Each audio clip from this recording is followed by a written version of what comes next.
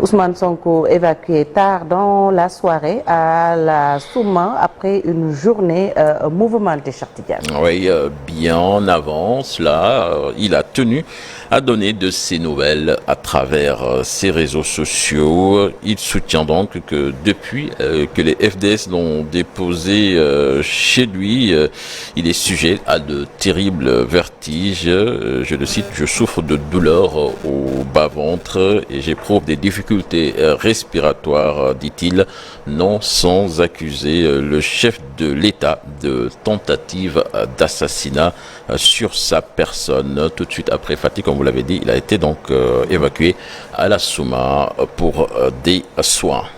Et puis tout est parti, Cheikh Tidiane, de la décision d'Ousmane Sonko de vouloir choisir lui-même son itinéraire pour se rendre au tribunal. Ces militants sont sortis massivement pour venir l'accompagner. Ils ont été barrés par les éléments de la BIP qui ont extirpé le leader de PASTEF de son véhicule. Une attitude condamnée par les droits de l'homiste qui soutiennent que le Sénégal perd ses acquis démocratiques. Et puis maître Ciré Clédor Ly, évacué à l'hôpital. L'avocat d'Ousmane Sonko dit avoir été gazé par des éléments de la sécurité, ce que dénonce son confrère maître Youssoufa Kamara, que je vous propose d'écouter au micro d'Habib Faye. Donc Ciré Clédor était en train de venir avec Ousmane Sonko. Sur le chemin, ils ont été bloqués. Et les vitres de tous les véhicules ont été cassées. Même les véhicules qui ne contenaient pas Ousmane Sonko, on les a cassés. Ciré Clédor a reçu du gaz sur le visage et sur le nez. Et il paraît que c'est le fait d'un nervi. C'est même pas le fait de la gendarmerie. Ciré Clédor dit qu'il a reconnu ce gars-là, c'est un nervi. C'est pas un gendarme ni un policier qui l'a gazé. Donc il a les bronches qui sont un peu obstruées. C'est pour cela qu'on l'a mis ici du Ventoline et on l'a mis sous masque pour l'emmener à l'hôpital. Parce qu'il est gravement touché. Bon, j'espère qu'il ira bien, mais il est encore conscient. Mais tout ce qui l'inquiète, c'est qu'il a des maux de tête terribles, comme il dit. Donc c'est pour cela qu'il a été évacué. Maintenant, ce qui s'est passé dans la salle, c'est que quand on est venu, Ousmane Sonko a été interrogé, il a demandé la parole, le président lui a donné la parole. Il a commencé à expliquer les conditions dans lesquelles il a été amené ici en rappelant au président que selon la loi, il doit comparaître libre. Et il a le choix de venir ou de ne pas venir. On ne peut pas l'extraire de son véhicule et l'amener par la force. On n'est pas en matière criminelle. Donc voilà pourquoi on a suspendu. Et voilà dans quelles circonstances également il y a eu des problèmes. Il y a eu des problèmes également parce qu'un avocat a dit au président qu'on vous a déjà récusé, on n'a pas confiance en vous. On a pris acte, il y a eu un incident et le président avait suspendu.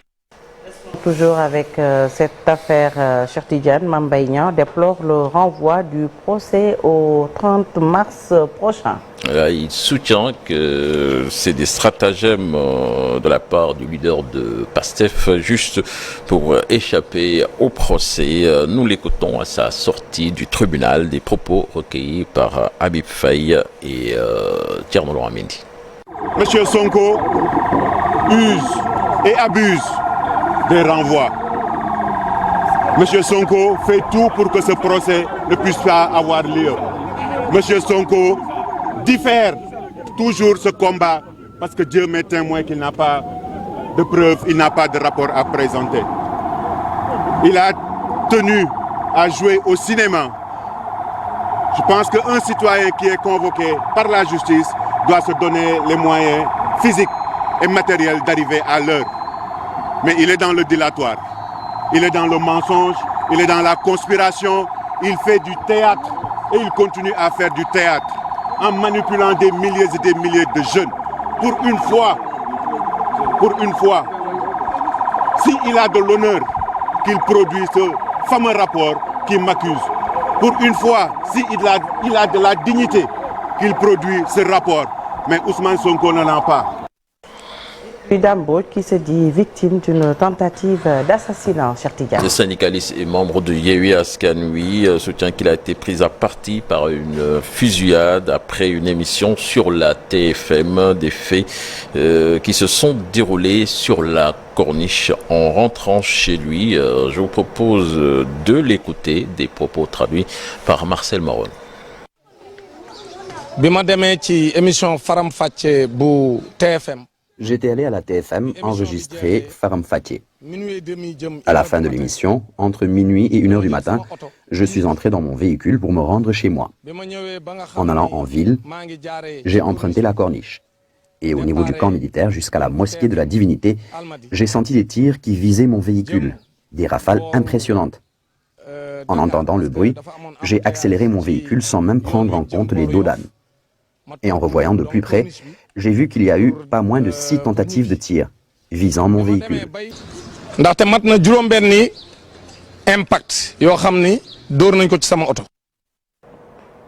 Voilà, donc Dambok Cherifdia qui venait de la télévision Futur Média après ces incidents, donc que certainement la police doit éclaircir. Ah, bien sûr, parce que quand même c'est très grave et ce qui est arrivé à Dambok, à qui déjà témoignons notre solidarité, parce que comme il l'a dit, le mercredi il est venu faire une émission ici, un débat avec Papa Ngagne. Donc c'est sur la route, d'après lui, arrivé à la mosquée de la Divinité qu'elle a subi cette attaque. Donc il s'est réfugié à l'hôtel Radisson Blu. Il a commis un huissier qui a fait le constat. Aujourd'hui il va se rendre à la police pour déposer une plainte. On espère que quand même l'affaire sera diligentée et tirée au clair et que les auteurs quand même de ces actes soient punis. Alors, Fatih, donc c'était là l'essentiel de l'actualité nationale de ce matin. Merci beaucoup, cher Tidiane Diao. C'était le premier bulletin de la journée. Prochain rendez-vous d'information pour l'actualité nationale, ce sera aux alentours de 7h10, 7h15. Koromak, pardon, est sur ce plateau. Bonjour Ibou. Bonjour Sokhna Fatih, permettez-moi d'abord manifester une pensée aux blessés d'hier, également à tous ceux qui ont perdu leurs biens. Merci également pour le café et Juma Moubarak à nos très chers téléspectateurs ainsi qu'à toute la team. Juma Moubarak, Ibou Diouf, tout de suite la page internationale.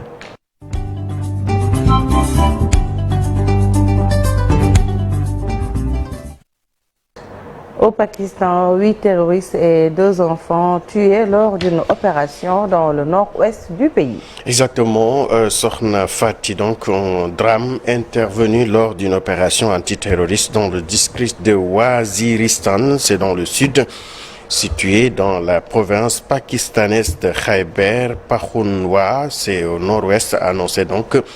L'armée pakistanaise, les forces de sécurité ont mené une opération après avoir reçu donc des informations sur la présence des terroristes dans la zone de Zingara, a indiqué son service de presse dans un communiqué. Les échanges de tirs intenses entre forces de sécurité et les terroristes, y compris des tirs de mortier, ont abouti à la mort de ces terroristes.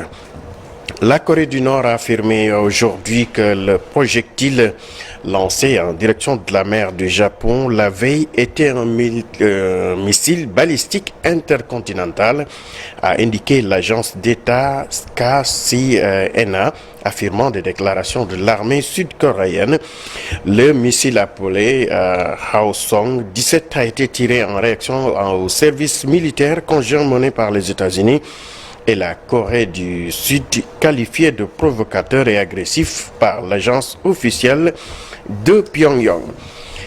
Xi Jinping propose l'initiative de civilisation mondiale. Le secrétaire général du comité central du Parti communiste chinois a proposé donc l'initiative de civilisation mondiale à la réunion de haut niveau du dialogue entre le PCC et des partis politiques mondiaux, prononçant son discours important lors de cette réunion qui est également présidée par le chef de l'État chinois, qui a souligné que la tolérance, la coexistence, les échanges et l'apprentissage mutuel entre les différentes civilisations jouent un rôle irremplaçable pour faire progresser le processus de modernisation de l'humanité. Au Soudan du Sud, l'ONU prolonge sa mission de maintien de la paix. Le Conseil de sécurité de l'ONU a renouvelé donc pour une année la mission des Nations Unies dans cette partie donc du continent, plus jeune État de la planète, le Sud-Soudan, engagé dans un fragile processus de paix. mais encore en proie aux violences après une guerre civile. Le chef de la MINUSTH, Nicolas Haysom, émissaire du secrétaire général de l'ONU, Antonio Guterres, avait exhorté il y a de cela 10 jours le gouvernement provisoire soudanais à mettre en œuvre son accord de paix pour tenir en 2024 des élections crédibles. Nouvelle-Zélande va aussi interdire le réseau social TikTok des appareils de ses députés. La décision donc sera entérinée à partir du 31 mars prochain. Tous les appareils ayant accès au réseau parlementaire néo-zélandais devront supprimer leur application TikTok. Après le Canada, le Royaume-Uni et les États-Unis qui ont déjà pris des mesures similaires en raison d'inquiétudes sur la sécurité des données. L'interdiction donc concernera tous les appareils ayant accès à ce réseau. Donc, les responsables estiment que les risques ne sont pas acceptables dans l'environnement parlementaire actuel en Nouvelle-Zélande. Et pour terminer, Sokhna Fati, en football, 73e congrès de la FIFA, Gianni Infantino est en colère contre la presse, en conférence de presse donc, après sa réélection par acclamation à la tête de l'instance fêtière du football mondial. Le patron de la FIFA a critiqué le traitement de la presse sur les affaires de son institution. Il ne l'a pas masqué également dans ses propos liminaires lors de la conférence de presse. Le dirigeant italo-suisse a été particulièrement incisif, lui qu'il estime être une cible d'attaque, qu'il estime méchante, alimentée par les médias. Je ne comprends pas pourquoi certains d'entre vous sont si méchants. Vous devez écrire sur le football et non sur ses administrateurs.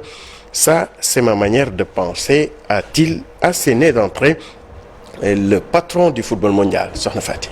Merci beaucoup Ibou Diouf, c'était l'actualité hors de chez nous. Tout de suite, Café Presse, Café Court, wala yéenekaay yi ak Chérif Dia.